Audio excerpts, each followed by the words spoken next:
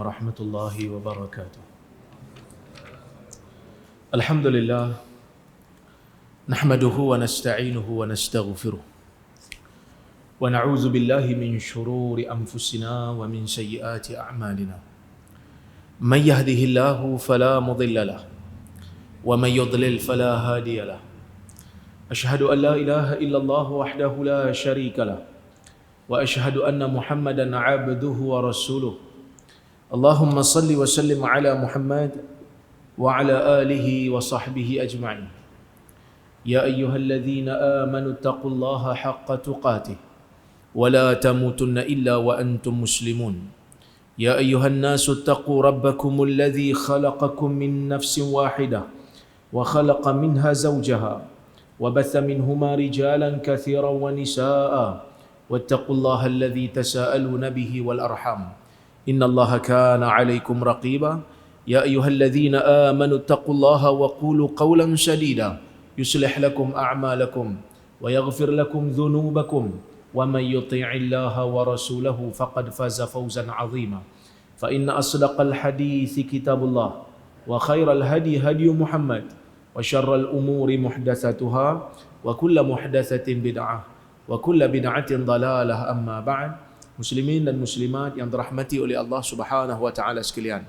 Alhamdulillah, kita panjatkan kesyukuran kepada Allah Subhanahu wa taala kerana pada malam ini kita dapat sambung perbincangan kita menggunakan kitab Sahih Al-Bukhari, yang mana kita pada minggu ataupun pada bulan yang lepas telah pun selesai membicarakan berkenaan hadis yang pertama yang berkaitan dengan niat, yang Imam Al-Bukhari letakkan di dalam kitab Bad'il Wahyi, kitab bermulanya wahyu.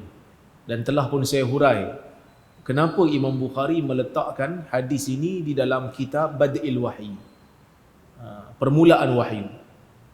Walaupun tengok macam tak ada kaitan sangat, dia kaitan dengan niat, tiba-tiba Imam Bukhari pergi letak dekat bab permulaan wahyu. Kerana wahyu ini berkaitan dengan amalan manusia, dan amalan manusia ni ada tiga. Yang pertama berkaitan dengan niat, yang kedua berkaitan dengan kata-kata, yang ketiga berkaitan dengan perbuatan. Itulah tiga perbuatan insan, kan? Ma yasduru minal insan illa thalatha, tidak ada yang keluar daripada insan ini melainkan tiga perkara. Sama ada perbuatan yang melibatkan anggota, ataupun perkataan yang melibatkan lidah dan mulutnya, ataupun niat yang melibatkan jiwa. Oleh kerana niat ni merupakan salah satu daripada tindakan manusia yang mana wahyu turun untuk memperjelaskan kepada insan apa itu yang Allah Ta'ala syariatkan, dan syariat tidak akan terlaksana tanpa niat yang betul, tanpa niat yang baik. Maka sebab itu Imam Bukhari letakkan bab niat dulu dalam sahih dia. Dan Imam Bukhari membuang lafaz. Kita tak pasti, berkemungkinan lafaz hadis tu memang ringkas, berkemungkinan Imam Bukhari sendiri yang meringkaskan hadis tu. Kerana kalau siapa yang buka Sahih Bukhari, sebenarnya Sahih Bukhari ni tak payah beli pun tak apa, ada dalam apps je, download je, kan? Buang sikit game-game yang ada tu, bagi ruang untuk download Sahih Bukhari, kan? Game banyak kan? Ni budak-budak kuib ni kan? Game banyak dalam handphone, buang sikit, download Sahih Bukhari, terjemahan. Kalau tak boleh baca yang Arab, boleh baca yang Arab, baca yang Arab. Teks tu diringkaskan oleh Al-Imam Al-Bukhari. Kenapa Imam Bukhari ringkaskan? Dia buang perkataan faman kanat hijratuhu ila Allah wa rasuli fa hijratuhu ila Allah wa rasuli. Perkataan tu dia buang.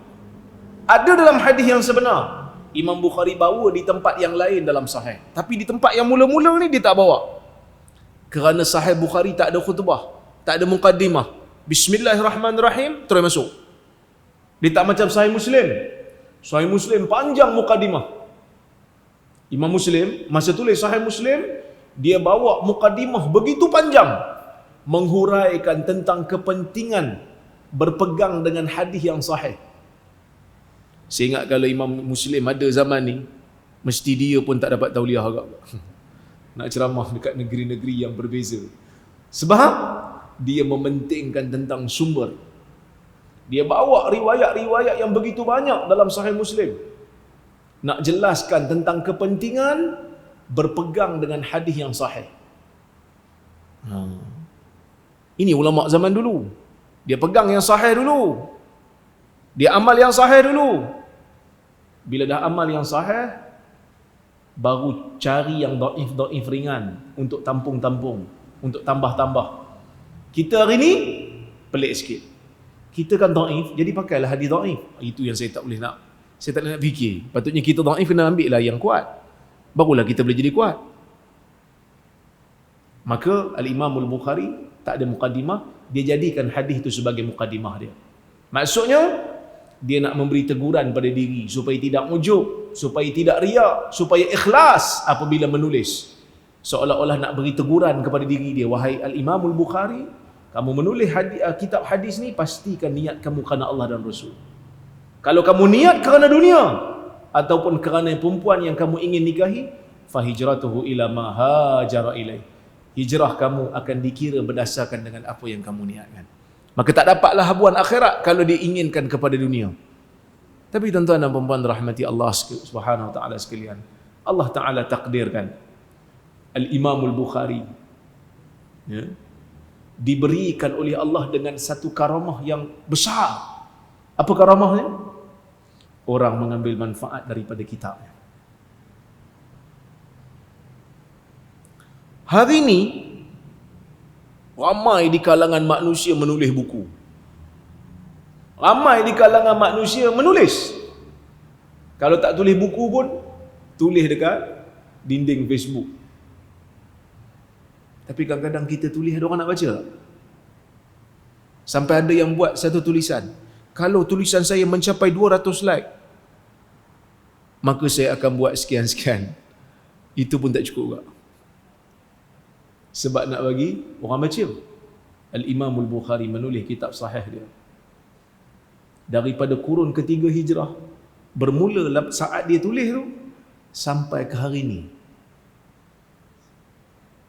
Mengambil manfaat daripada kitab sahih Al-Bukhari itu tidak putus-putus. Orang tak berhenti ambil manfaat daripada sahih Bukhari.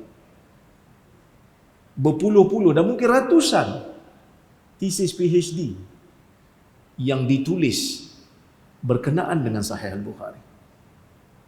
Dulu saya masa belajar dekat Jordan, dekat University of Jordan, ada satu tesis PhD mengkaji satu fasal dalam Sahih Al-Bukhari. Kitabul Maghazi, bab yang berkaitan dengan, ataupun fasal lah, kita panggil fasal. Fasal ni besar lagi pada bab. Bawah fasal tu ada bab. Dalam bahasa Arab kita panggil kitab. Kitabul Maghazi, bawah dia ada banyak bab. Ada satu tesis PhD ditulis di University of Jordan, cerita pasal metodologi Al-Imam Al-Bukhari. Bayang tengok, Imam Bukhari susun satu fasal je, orang boleh buat PhD pasal kaji pasal metodologi Imam Bukhari. Ini merupakan satu anugerah yang besar. Hari ini mungkin kita cari Tok Wali yang boleh jalan atas air, cari Tok Wali yang boleh terbang. Terbang hebat. Imam Bukhari Allah Ta'ala kurniakan karamah dia yang berbentuk pahala yang tidak putus-putus apabila dia menulis kitab dan orang mengambil manfaat daripada kitab dia. Sepatutnya kita didik generasi kita macam tu. Hasilkan ilmu yang bermanfaat. Lahirkan generasi yang mementingkan ilmu dan menyebarkan ilmu. Bukan mari kuliah nak dengar cerita-cerita ajaib tak sudah-sudah. Bukanlah cerita ajaib ni kita tak percaya. Kadang-kadang memang ada. Memang ada karamah ni, memang ada. Tapi jangan banyak sangatlah. Sebab takut nanti orang suka dengar sampai meninggalkan benda-benda yang lebih penting, iaitulah ilmu. Baik, kita masuk hadis yang kedua, ataupun bab yang kedua. Bab. Imam Bukhari tak letak tajuk dalam bab ni. Dia tulis babun. Bab. Orang ulama bincang panjang tak, kenapa Imam Bukhari tak letak nama bab? Ada yang kata kerana dia nak letak kemudian tapi tak sempat. Tapi hanya Imam Bukhari je lah tahu. Tapi dia nak pisahkan daripada hadis yang pertama dengan hadis yang kedua. Hadis yang kedua ni dia pendek sikit. Okey, kita baca. Kata Al-Imam Al-Bukhari rahimahullah, haddatsana Abdullah ibn Yusuf qala akhbarana Malik an Hisham ibn Urwah an abihi an Aisyah ummul mu'minin radhiyallahu anha anna al-Harith ibn Hisham radhiyallahu anhu sa'ala Rasulullah sallallahu alaihi wasallam faqala ya Rasulullah kaifa ya'tika al-wahyu faqala Rasulullah sallallahu alaihi wasallam ahyanan ya'tini mithla salsalatil jaras wa huwa ashadduhu alayhi fayufsamu anni wa qad wa'aitu anhu ma qala wa ahyanan yatamathalu li al-malaku rajula fayukallimuni fa'a'i ma yaqul qalat Aisyah radhiyallahu anha wa laqad ra'aituhu yanzilu alayhi al-wahyu fi al-yawm ash-shadid al-bard fayafsimu anhu wa inna jabinahu la yatafassadu araqa. Ini hadis yang kedua. Kata Al-Imam Al-Bukhari, Abdullah bin Yusuf telah menceritakan hadis ini kepada kami. Siapa Abdullah bin Yusuf? Dia berasal daripada Mesir. Dia duduk di Mesir. Dia berasal daripada Damsyik, tapi dia duduk dekat Mesir, merupakan anak murid kepada anak murid kepada Malik bin Anas, anak murid pada Imam Malik. Min asbatin nas atau min atqanin nas fil muwatta. Di antara orang yang paling tekun dalam meriwayatkan muwatta Imam Malik. So ini Imam Bukhari ni, bila dia nak pilih orang bawa masuk hadis dalam kitab dia, Sahih Bukhari ni, dia bukan pilih suka-suka, tak. Dia akan pilih manusia yang paling hebat daripada senarai perawi yang ada. Contohnya macam ada seorang ni, dia tok guru hadis pada zaman tu, Imam Bukhari tak pernah jumpa dia. Imam Bukhari akan pilih anak murid dia yang Imam Bukhari boleh jumpa, anak murid yang terbaik. Bukan hanya sekadar anak murid yang mempunyai ingatan dan pemeliharaan hadis yang kuat, tetapi juga orang yang lama bersahabat dan bermulazamah, ataupun kita kata apa, lama bersama dengan guru berkenaan. Imam Bukhari akan letakkan hadis itu sebagai hadis utama. Sebab ada perawi-perawi yang ingatan kuat, ataupun dia pelihara hadis bagus, tapi dia jumpa Tok Syekh tu sekali dua. Waktu haji jumpa sekali, waktu umrah jumpa sekali. Imam Bukhari kata, perawi yang seperti ini, hadis dia tak boleh jadi hadis utama. Sokongan boleh, mutabaat boleh. Hadis sokongan nombor 2, nombor 3 dalam bab boleh. Hadis nombor 1 mesti perawi yang ingatan kuat, pelihara hadis bagus, lama dengan syekh. Maksud lama ni, duduk lama ni, sehingga dia mahir hadis tok guru tu, sehingga dia boleh bezakan yang mana satu hadis guru ni yang betul, yang mana satu yang guru ni tersilap baca. Sebab kita berinteraksi dengan manusia. Tok guru hadis ni pun manusia. Ada waktu-waktu dia terlupa, ada waktu-waktu dia tersilap, ada waktu mungkin dah tua dia nyanyuk. Jadi macam mana anak murid nak beza? Dia mesti duduk lama baru dia boleh beza. Dulu Tok Syekh tak baca hadis ni macam ni. Macam mana ulama boleh tahu Tok Guru nyanyuk tak nyanyuk? Dia orang akan cek dan uji. Dia orang akan uji Tok Guru. Sebab tu ada satu kisah, Yahya bin Ma'in dengan Ahmad bin Hanbal. Saya tengok saya dah cerita ke belum kisah ni. Yahya bin Ma'in dengan Ahmad bin Hanbal pergi rumah Fadl bin Dukain. Fadl bin Dukain guru hadis hebat, tokoh besar dalam hadis, tapi dah berumur. Jadi Ahmad bin Hanbal dengan Yahya bin Ma'in nak test, nak check dia ni nyanyuk ke tidak. So Yahya bin Ma'in panggil khadam Fadl bin Dukain, bawa satu lembaran yang ditulis padanya hadis. Yang hadis tu bukan hadis fadal. Dia minta khadam tu untuk masukkan lembaran tu dalam buku hadis Fadl bin Dukain. Lepas tu dia orang masuk jumpa. Ya Syekh, tolonglah bacakan kepada kami hadis. Kami nak dengar hadis. Lalu Yahya pun Fadl kata, "Ni, khadam tolong bawa buku saya." Khadam membawalah buku yang ada ditambah lembaran yang bukan hadis dia. So Fadl pun baca sampai dekat hadis yang ditambah. Dia tahu tu bukan hadis dia. Dia tahu tu bukan hadis dia. Dia tengok Ahmad bin Hanbal, Imam Ahmad lah. Dia kata, yang engkau ni, muka orang yang beradab, kau tak buat benda ni. Lepas tu dia tengok Yahya bin Ma'in, ni kau yang punya kerja kan? Kau yang pergi tambah kan? Fadl bin Dukain terajang Yahya bin Ma'in. Yahya bin Ma'in duduk atas katil masa tu. Dia terajang, jatuh ke bawah. Yahya bin Ma'in pun bangun.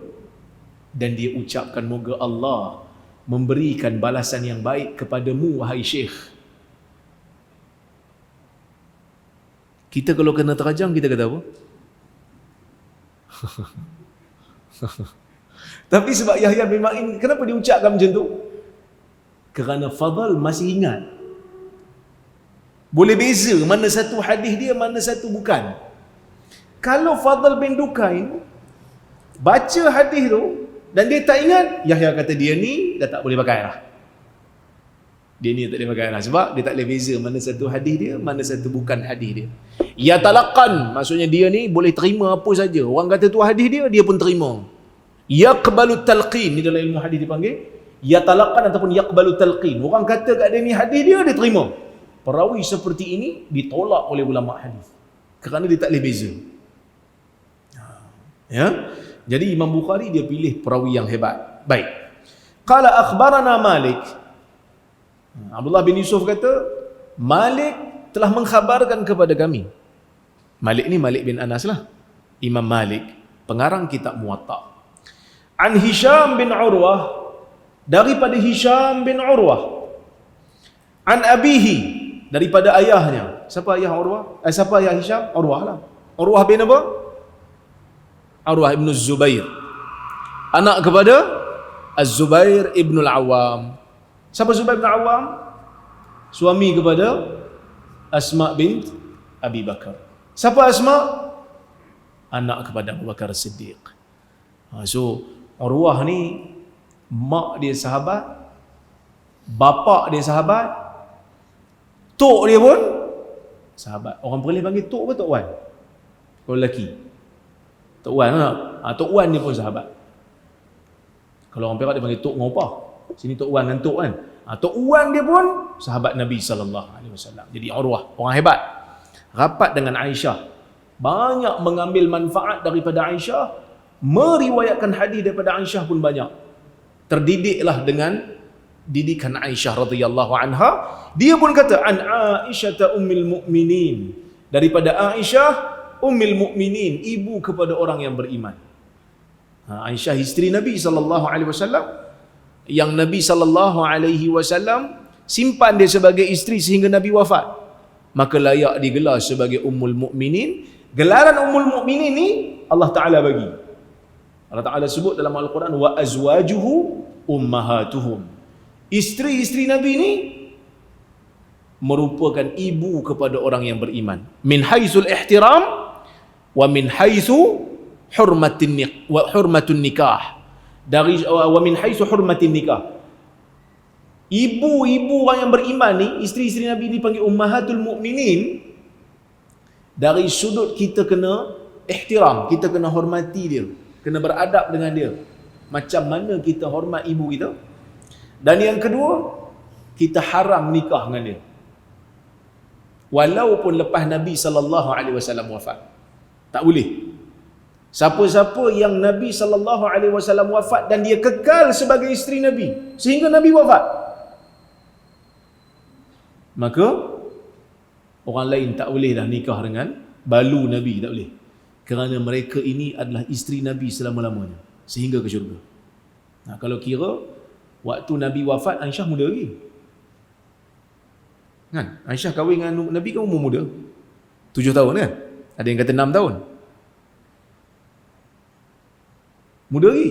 Tapi Aisyah tak kahwin lagi. Pasal apa? Pasal tak boleh.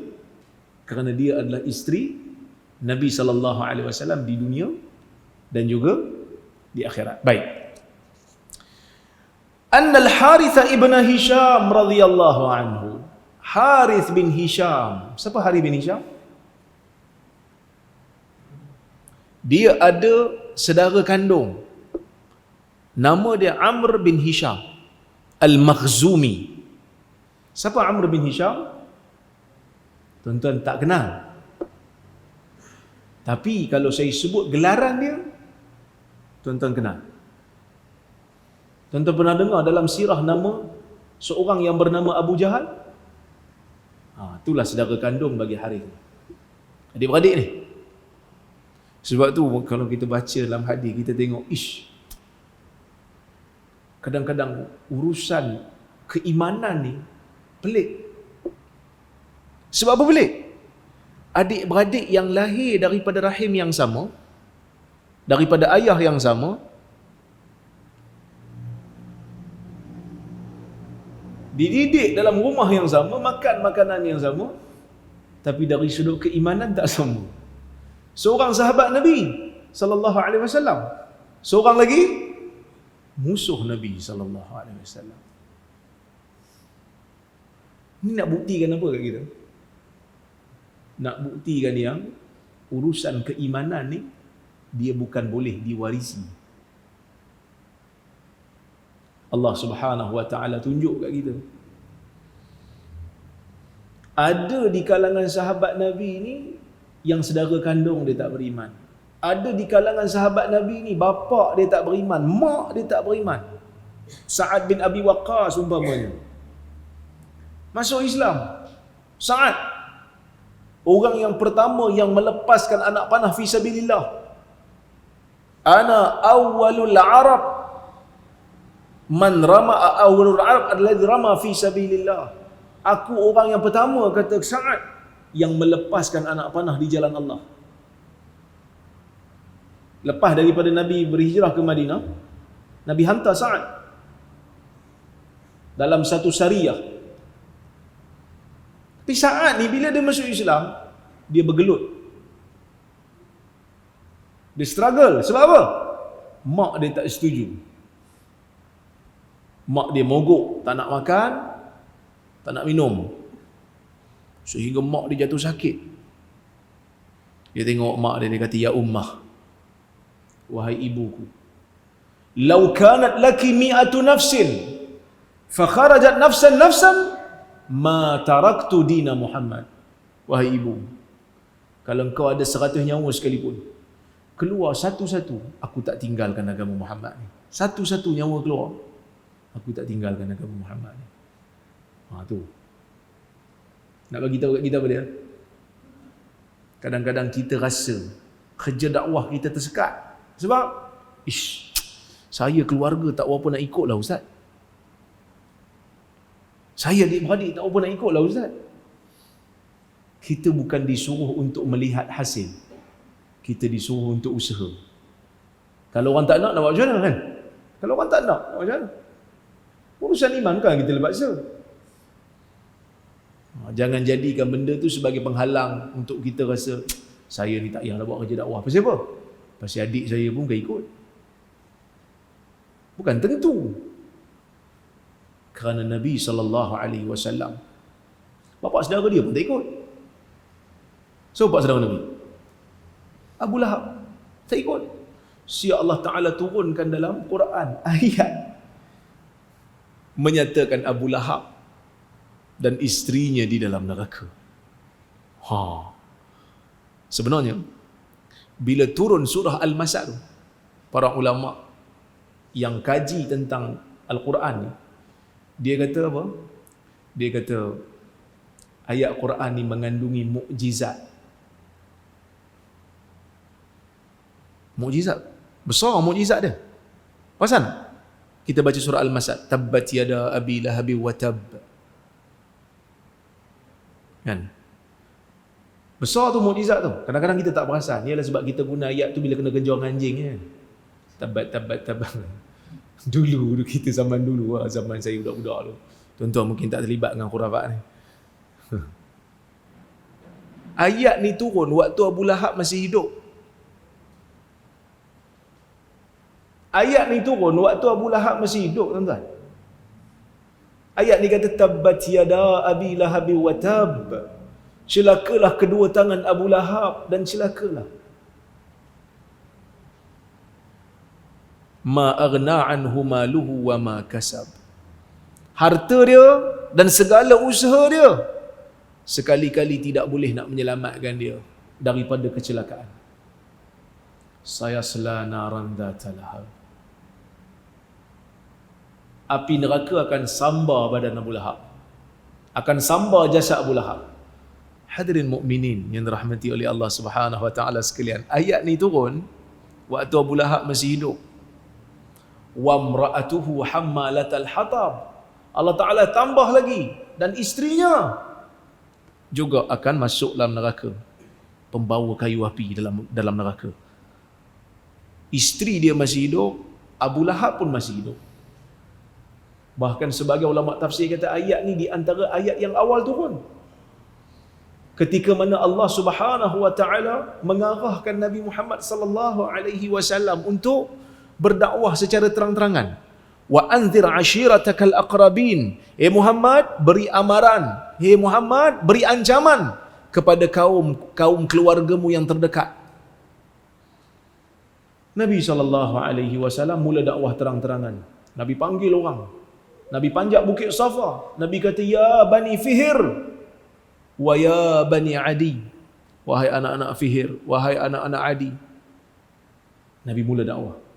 Lau akhbartukum bi anna khailan bil wadi turidu an tughira alaikum fahal antum musaddiqi.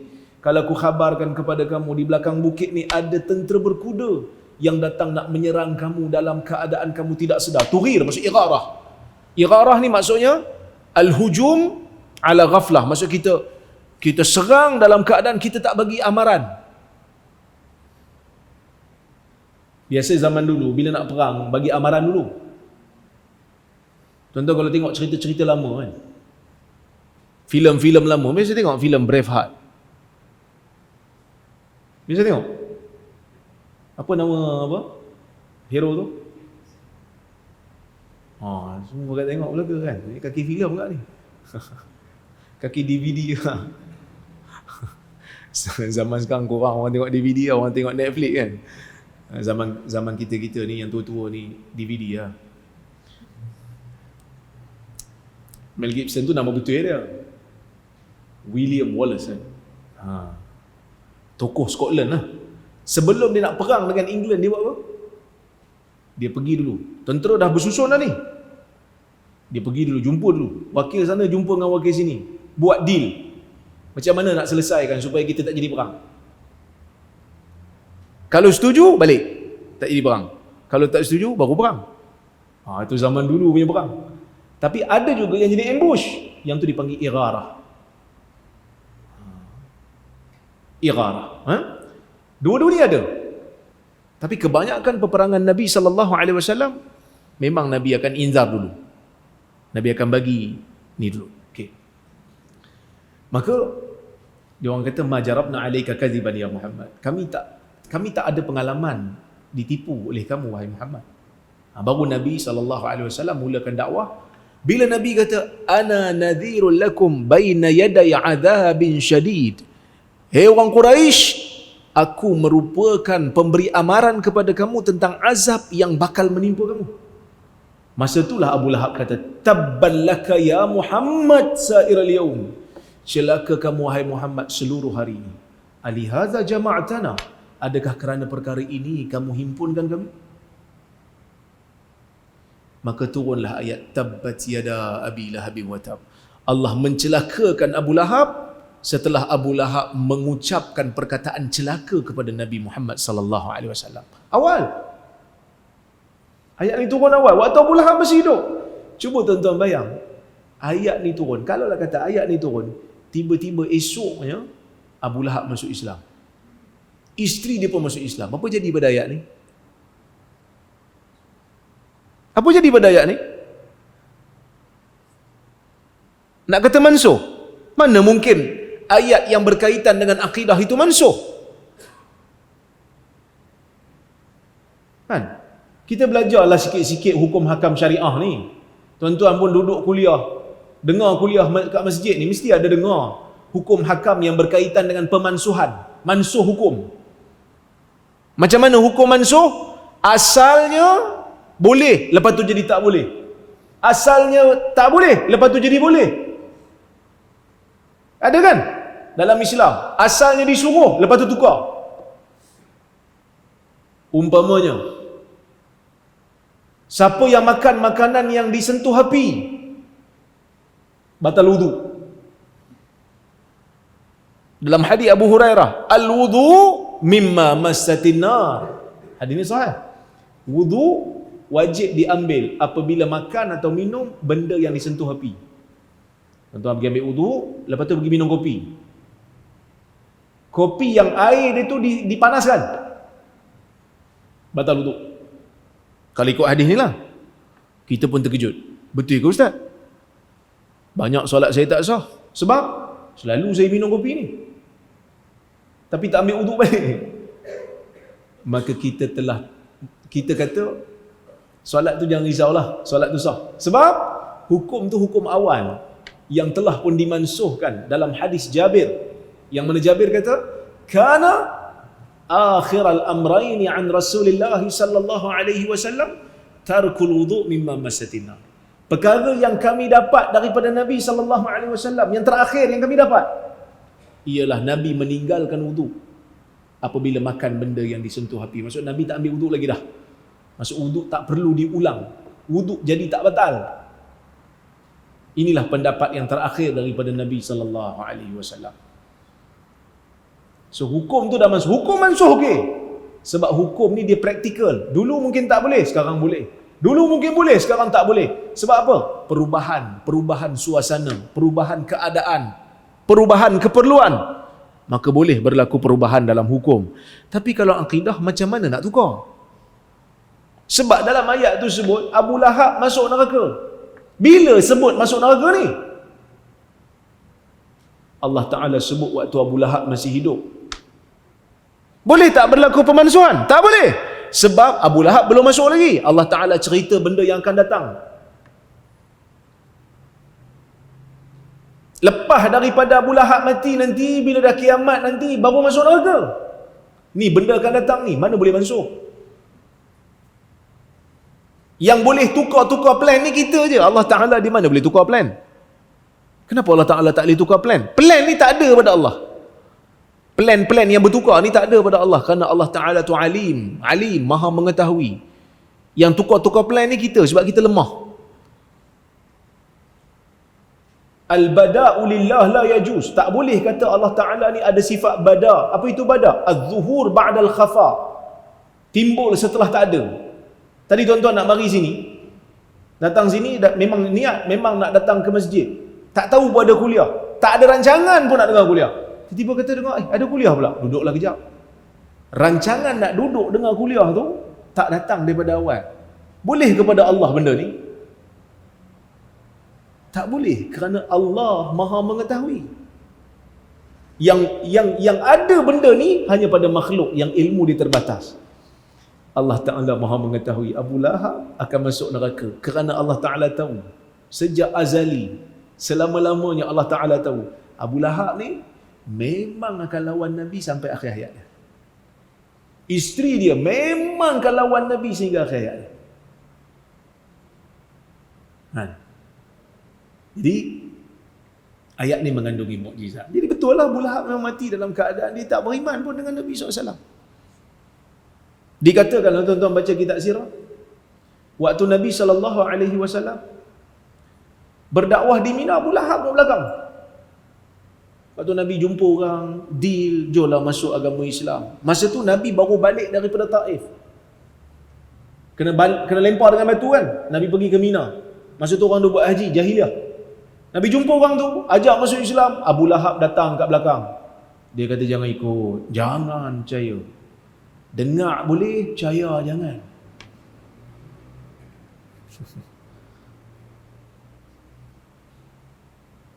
Tuan-tuan, satu situasi yang menyakitkan. Sebab Nabi SAW dah tentulah lebih muda daripada Abu Lahab kan. Orang nak percaya siapa? Orang muda ke orang tua? Dari sudut psikologi, orang nak percaya budak muda ke orang yang lebih tua? Dah tentulah yang lebih tua tu ada lagi, orang kata apa, karisma kan. Tu kerja Abu Lahab sampai ke akhir hayat. Tapi nak bagi tahu, iman adalah satu urusan tak boleh kita wariskan. Dan jangan sekali-kali rasa rendah diri. Terus kerja untuk agama, terus dakwah. Siapa ikut alhamdulillah, siapa tak ikut bukan urusan kita. Walaupun yang tak ikut tu kerabat kita yang dekat. Dan kita juga tak wajar menjadikan itu sebagai satu ruang untuk kita condemn mana-mana pendakwah. Alah aku cakap banyak, mak kau pun tak ikut. Jangan. Kerana urusan iman ni bukan urusan kita. Sebaliknya kita kena takjub. Masya Allah, dia jadi pendakwah hebat.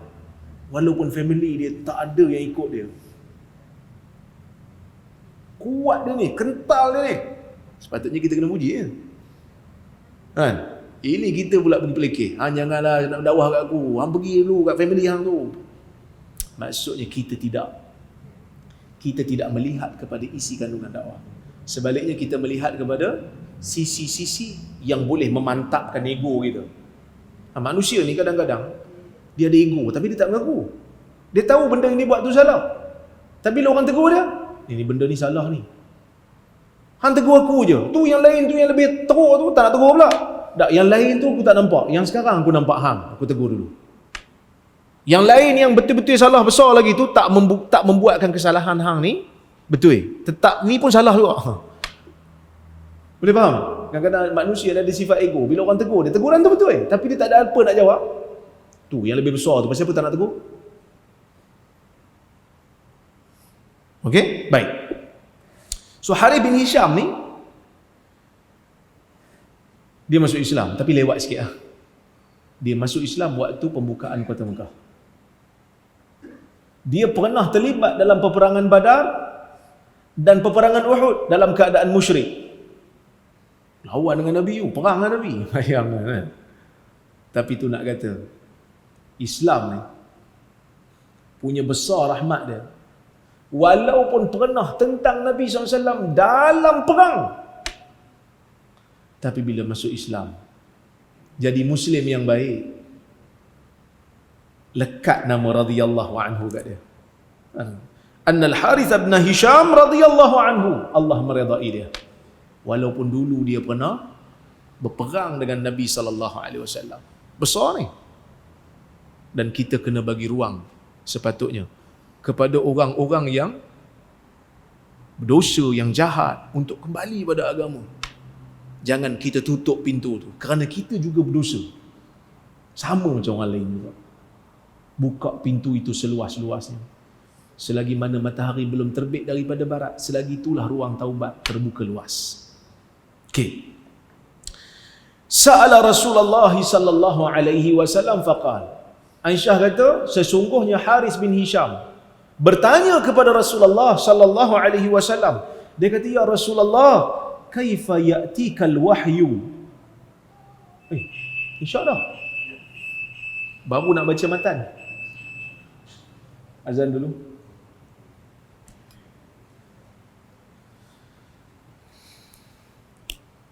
Bismillah.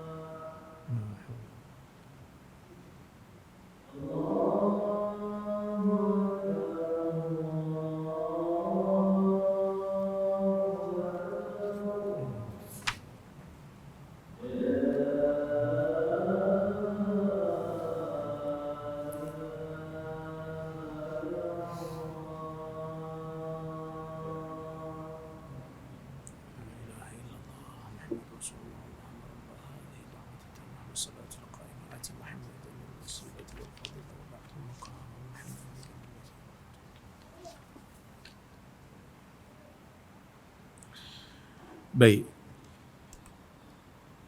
Baik, kita sambung sikit lagi. Dia kata, ya Rasulullah, kaifa ya'tikal wahyu? Ya Rasulullah, macam mana wahyu datang kepada kamu? Dalam soalan ni ada majaz. Majaz ni maksudnya ada bahasa ringkasan. Sebenarnya wahyu datang kepada Nabi. Sebenarnya wahyu tak datang kepada Nabi. Wahyu itu didatangkan kepada Nabi. Sebab yang datang kepada Nabi itu Jibril. Ataupun ilham. Maksudnya wahyu itu dia bukan datang berjalan. Maksudnya ada pembawa dia. Ataupun ada yang menyampaikan kepada Nabi SAW. Dia macam kita kata, orang datang tanya kat kita, tahu tak rumah sekian-sekian? Kita kata tak tahu. Cuba tanya rumah sebelah. Bukan tanya rumah sebelah, tanya orang lah rumah tu. Kalau orang faham literal, janganlah saya nak tanya rumah. Dia tak boleh tanya rumah, tanya tuan rumah ataupun orang luar rumah tu lah. Dia ada bahasa ringkasan kat sini. So dia nak tahu macam mana sifat pembawa wahyu. Ataupun macam mana wahyu itu didatangkan oleh Allah kepada Nabi SAW. Kenapa dia nak tahu ni? Sebab wahyu ni benda yang ghaib. Yang dia tak nampak.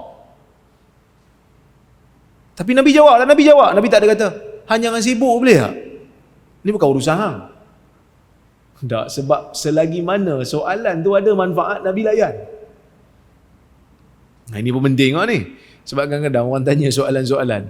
Kadang-kadang belum apa-apa lagi dah kena pancung siap-siap. Apa tanya soalan macam ni? Soalan budak tadika. Dia malu. Semalam baru dia insaf, hari ni tak jadi insaf lah. Dah kena pangkah siap-siap. Dah kena pancung siap-siap dengan geng ustaz. Jangan. Sebab kadang-kadang ada orang mungkin dah berumur datang tanya kita soalan-soalan basic. Kita layan lah. Kerana mungkin dia ni baru semalam taubat. Mana kita nak tahu? Jadi benda tu kena hati-hati. So Nabi SAW layan. Nabi kata apa? Ahyanan ya'tini misla salatil jaras. Kadang-kadang wahyu tu datang kepadaku bunyi macam bunyi loceng. Wa huwa ashadduhu alai. Waktu dia datang macam inilah yang paling dahsyat, yang paling berat pada aku. Fayafsimu anni wa qad wa'aitu anhu maqal. Dan apabila dia terpisah dengan aku, maka aku pun ingat, terus hafal apa yang dia sebutkan. Maksudnya kadang-kadang Jibril ni datang, suatu soalan Nabi, soalan kepada Nabi, Nabi faham macam mana sifat pembawa wahyu. Terus Nabi sebut, kadang-kadang Jibril ni, dia datang, bunyi macam loceng. Para ulama bahas, macam mana pula bunyi macam loceng? Sebab hadis Umar kata, waktu Nabi SAW turun wahyu kat dia, dia dengar bunyi macam dengung lebah. Tahu bunyi dengung lebah, bunyi kepak lebah. Bila terbang sebelah telinga kita akan bunyi dengung kan. Umar dengar bunyi macam tu. Nabi kata bunyi macam bunyi loceng. Kalau orang tak teliti, dia akan kata, inilah hadis. Tak guna betul. Nipu je kerjanya. Sebab tu nampak bercanggah. Dah, dia tak tipu. Sebab bukan Umar yang terima wahyu. Yang terima wahyu tu Nabi. Jadi penerima Nabi dengar macam bunyi loceng. Yang duduk keliling, yang tak terima dengar macam dengung lebah. Lagu yang sama pun lain-lain punya selera. Ada orang dengar. Saya bukan dengar lagu budak-budak muda ni, saya pun heran. Macam mana dia orang boleh minat lagu ni? Aku tanya apa khabar, aku tanya apa khabar. Ni lagu ke bercakap? Tapi budak-budak duk suka. Saya pelik. Telinga kita ni sama je dengar. Tapi kan beza-beza kecenderungan tu. Umar dengar bunyi macam dengung lebah. Nabi kata yang ni paling dahsyat. Kenapa paling dahsyat? Para ulama Fathul Bari menyatakan, kitab Fathul Bari lah. Ni saya bawa ni Fathul Bari. Syarah kepada Sahih Bukhari, dia bawakan 3 pandangan. Ada yang kata kerana berat ni, dia dahsyat ni, jadi berat pada Nabi ni sebab dalam tu ada ayat-ayat yang mengandungi ancaman-ancaman neraka. Jadi sebab itu Nabi rasa macam beban, berat. Sebab Nabi takut dengan ayat-ayat ni.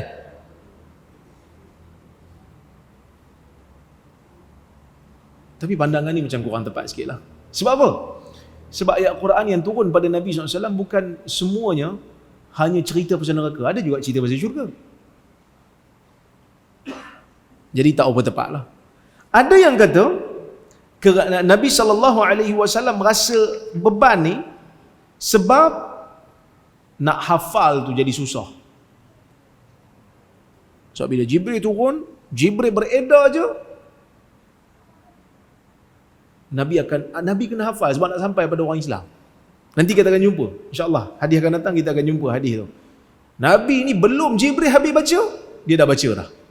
Sehingga ditegur oleh Allah Subhanahu Wa Taala pada peringkat awal. Kita akan jumpa hadis tu nanti. Tapi ini tak apa tepat. Sebab apa? Sebab yang tu tak beban pun, tak menyebabkan Nabi rasa sukar. Cuma Nabi tu sendiri bersungguh nak hafal. Sehingga Allah Ta'ala bagi jaminan yang Nabi memang akan hafal. Yang ketiga, yang ni nampak macam ada kekuatan sikit lah pandangan ni. Iaitu Nabi SAW ni manusia. Jibril tu malaikat. Bila nak berinteraksi, sunnatullah, bila nak berinteraksi, dia mesti ada kesesuaian. Bila nak berinteraksi, dia mesti ada kesesuaian. Kalau tak ada kesesuaian, dia tak ada interaksi. Maka sebab itu, bila nak berinteraksi dengan malaikat, sama ada Jibril jadi manusia, ataupun Nabi dimasukkan ke alam malak, ke alam malaikat. Sebab tu kadang-kadang Jibril turun jadi manusia. Nabi cerita dalam rangkap yang kedua ni, wa ahyanan yatamassalu liyal malaku rajula. Kadang-kadang malaikat menyerupai lelaki. Fayukallimuni, dan bercakap dengan aku, fa'i ma yaqul, lalu aku terus hafal apa yang disebut. Kadang-kadang malaikat turun jadi manusia sebab nak interact dengan Nabi SAW. Interaksi mesti ada keserasian, mesti ada sama. Kita dengan malaikat tak sama. Kita dicipta daripada tanah, malaikat dicipta daripada cahaya. Malaikat lebih halus daripada kita dari sudut kejadian. Malaikat tu ghaib. Jadi kalau nak berinteraksi, kadang-kadang malaikat jadi manusia. Cakap dengan Nabi SAW. Yang tu tak susah lah. Kerana malaikat keupayaan dia lebih kuat daripada kita. Sebab tu malaikat tawarkan kepada Nabi SAW untuk angkat bukit Akhsyabain. Hempak pada orang Taif. Nabi tak mau. Kemampuan malaikat dahsyat. Tapi kalau Nabi masuk ke alam malaikat, yang ni berat lah. Sebab Nabi, jasad dia jasad yang kasar. Macam kita ni, jasad yang boleh dilihat. Tak macam malaikat. Itu yang Nabi rasa berat, beban. Kenapa Allah Ta'ala takdirkan Nabi ni ada waktu dia kena rasa berat, beban? Li'akhzil ihtimam. Nanti kita akan bincang dalam hadis akan datang insya-Allah. Untuk menarik perhatian. Untuk menarik perhatian supaya Nabi fokus kepada apa yang nak disampaikan daripada wahyu, kerana wahyu ni penting. Nabi sebut dua ni je ke? Kan hadis yang lain ada sebut berkenaan dengan wahyu ni, kadang-kadang datang ilham, kadang-kadang datang mimpi, malam Isra' dan Mi'raj. Nabi bercakap direct dengan Tuhan. Kenapa Nabi tak sebut? Para ulama menyebutkan Nabi tak kata yang tu, Nabi kata yang ni sebab yang ni kebiasaan yang sampai kat Nabi. Yang ni yang biasa. Yang tadi tu, kalau Isra' Mi'raj, dia hanya berlaku sekali je. Jadi tak payah sebut lah. Itu dah tahu dah. Sebab dia hanya sekali je. Kalau mimpi, mimpi ni pula orang ramai boleh rasa sebab masing-masing mimpi belaka. Ilham ni dia tak ada pembawa, melainkan Allah yang mencampakkan terus ke dalam jiwa Nabi SAW. Sedangkan Nabi faham soalan dia tu nak tanya tentang pembawa, sebab dia tak nampak pembawa tu. Dan ilham ni benda yang ada juga pada kita, benda yang kadang-kadang terbit pada kita. Maka sebab itu Nabi tak jawab lah. Para ulama berbahas macam mana Nabi SAW boleh menyamakan wahyu dengan loceng. Kerana dalam hadis yang lain Nabi tak apa suka loceng ni. Dalam hadis riwayat Muslim, Nabi SAW menyebutkan, la tashabul malaikah rufqatan fiha kalb au jaras, atau kama qala. malaikat tidak akan mengiringi mana-mana rombongan yang ada anjing padanya dan ada loceng. Anjing ni anjing yang tak halal dibela lah, sebab anjing ni ada waktu-waktu kita boleh pelihara untuk jaga tanaman, untuk jaga ternakan, untuk jaga kebun kan. Yang tu boleh. Yang ni kalau kita saja-saja je, malaikat tak akan masuk. Syok lah ustaz, malaikat tak masuk, jadi kita boleh buat dosa. Malaikat tak masuk, dia tak tulis. No, bukan malaikat tu. Hafazah setiap masa akan berada sama dengan kita. Malaikat yang tulis amalan. Malaikat yang tak bersama ni malaikat rahmat. So jangan salah faham kan. So macam mana Nabi boleh samakan? Sebab para ulama memang memakruhkan perbuatan menggantungkan loceng dekat leher haiwan. Jangan. Cuma ulama berbeza pendapat kalau loceng tu diletakkan di pintu untuk beri orang kata apa, perhatian kepada orang rumah kalau ada tetamu. Yang tu sebahagian membenarkan. Sebahagian tetap kata tak boleh. Ataupun loceng untuk bangunkan kita tidur. Kita beli jam loceng kan? Kan bunyi loceng kan? Yang tu pun sebahagian ulama semasa membenarkan. Sebab dia kata yang dilarang tu ialah loceng yang bunyi dia tu tak berhenti selagi mana binatang tu berjalan. Kan bila kita letak dekat binatang, dia jalan bunyi ketang. Yang tu makruh. Jadi macam mana Nabi SAW boleh menyamakan benda yang tak disukai dengan benda yang mulia dalam agama? Kita katakan tashbih la yulzim at-tashabuh min kulli wajh. Maksudnya bila kita nak menyamakan satu benda dengan satu benda, tak bermakna kita nak samakan daripada semua sudut. Bila kita nak samakan dua benda, tak semestinya sama daripada semua sudut. Cukup hanya satu sudut sudah boleh. Contoh, kita tengok orang tu, dia berani. Kita kata, awak singa. Awak berani seperti singa. Dia pun tengok badan dia, tak ada bulu pun. Tak, bukan bulu tu. Kerana bulu tu saya tak nampak. Yang saya nampak sifat berani itu sama. Jadi persamaan itu tak semestinya daripada semua sudut. Jadi Nabi dengar dengung tu macam dengung loceng. Tapi bukan loceng, macam saja. Sebab orang tak nampak. Jadi apa yang paling dekat yang sama, Nabi nampak loceng. Bukan penghinaan kepada wahyu. Sama juga macam hadis Nabi SAW. Nabi kata apa? Taqta'u salatu al-mar'atu wal-kalbu wal-himar.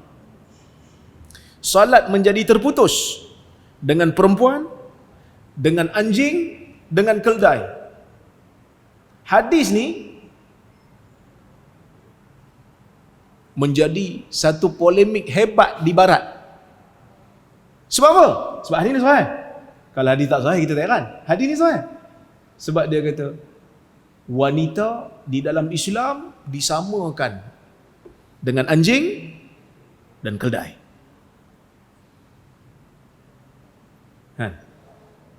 Tapi kita kata jawapan dia, yang pertama solat terputus tu maksudnya bukan solat batal, tapi solat menjadi hilang khusyuk.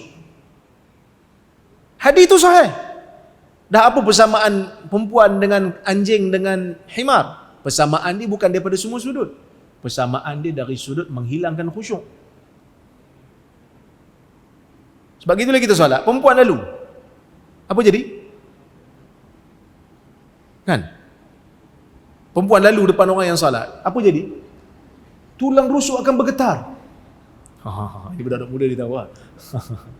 Kita duk khusyuk, solat jadi tak khusyuk. Anjing lalu, tak khusyuk juga. Takut anjing tu gigit kita. Keldai lalu pun tak khusyuk juga. Sebab bau keldai dan juga suara keldai yang bising, mengganggu. Tak sama daripada semua sudut, hanya sama dari satu sudut, menghilangkan khusyuk. Wallahu ta'ala a'lam bisawab. Mudah-mudahan ada manfaat untuk kita bersama dalam kuliah hari ini. Ada soalan, komentar, kritikan kalau ada? Tak ada? Alhamdulillah. Tuan-tuan faham belaka? Mudah-mudahan faham betul lah. InsyaAllah kita jumpa pada kuliah akan datang. Saya mohon maaf terkasar bahasa tersilap kata. Aqulu qawli hadha wa astaghfirullahal azim li wa lakum. Wassalamualaikum warahmatullahi wabarakatuh.